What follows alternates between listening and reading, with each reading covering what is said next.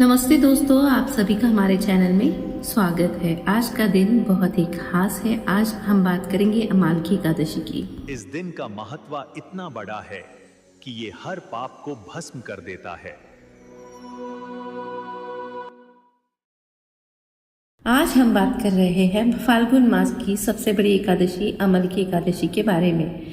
हिंदी धर्म ग्रंथों में इस एकादशी को मोक्ष देने वाली और सभी कष्टों को हरने वाली बताया गया है।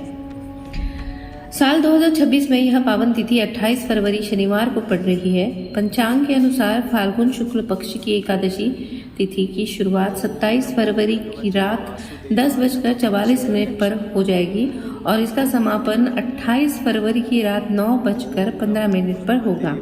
उदया तिथि की मान्यता के कारण व्रत 28 फरवरी को ही रखा जाएगा। व्रत का पारण यानी व्रत खोलने का सबसे शुभ समय 1 मार्च की सुबह 6:44 से लेकर 9 बजे के बीच रहेगा। इस समय के बीच दान पुण्य करके व्रत खोलना अत्यंत मंगलकारी माना जाता है। अमालकी एकादशी का गहरा महत्व। अमालकी शब्द का सीधा संबंध आंवले से है। शास्त्रों में वर्णन है कि जिस प्रकार देवताओं में भगवान विष्णु सर्वश्रेष्ठ है, उसी प्रकार वृक्षों में आंवले का वृक्ष सर्वश्रेष्ठ माना गया है।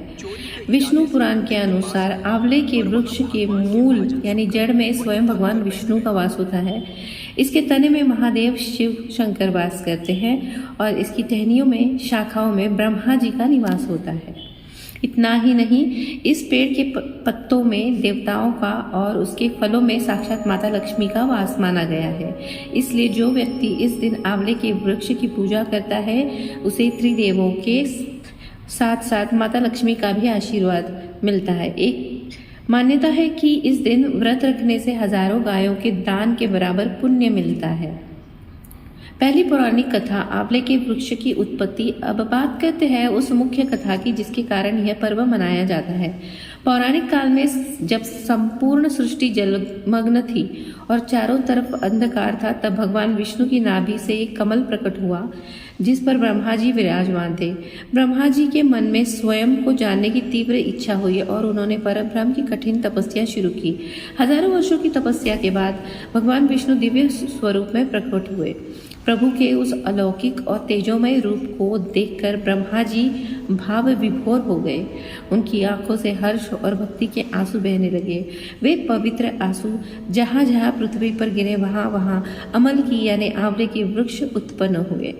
तब श्री हरि विष्णु ने प्रसन्न होकर कहा, हे ब्रह्मा, आपके आंसू से जन्मे वृक्ष मुझे प्राणों से भी प्रिय होंगे। जो भक्त इस दिन इस वृक्ष की पूजा करेगा, उसके समस्त पाप नष्ट हो जाएंगे और वह अंत में मेरे धाम बैकुंठ को प्राप्त करेगा।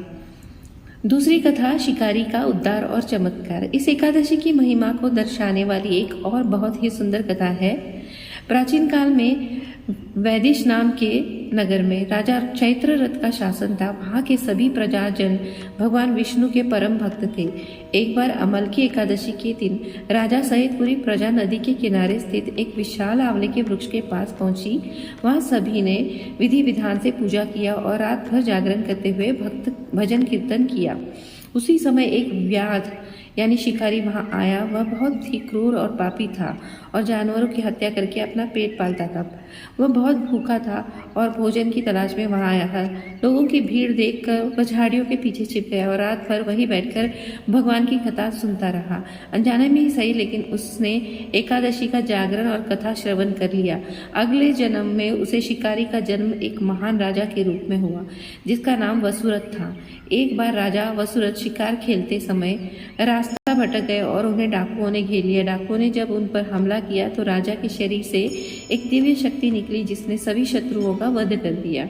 जब राजा की नींद खुली और उन्हें इस चमत्कार का पता चला तो उन्हें समझ आया कि यह पिछले जन्म से की गई अमालकी एकादशी की कथा सुनने का ही प्रताप था।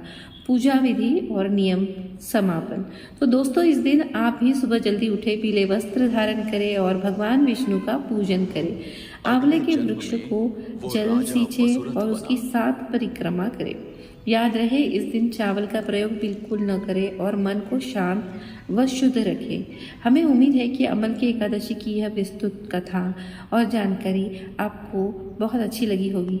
भगवान विष्णु आपकी झोली खुशियों से भर दे। अगर आपको हमारा यह प्रयास पसंद आया तो इस वीडियो को लाइक करें, अपने प्रियजनों के साथ शेयर करें और हमारे चैनल को सब्सक्राइब करना न भूलें। जय श्री हरि, जय Shri Krishna.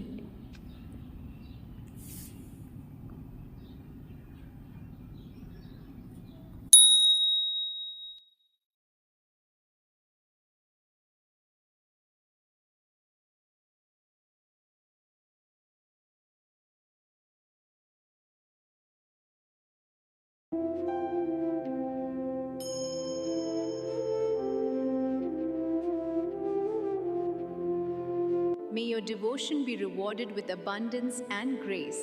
May your prayers be heard and your lives filled with prosperity.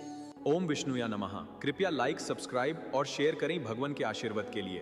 जय लक्ष्मी नारायणा। ईश्वर का आशीर्वाद हमेशा आपके साथ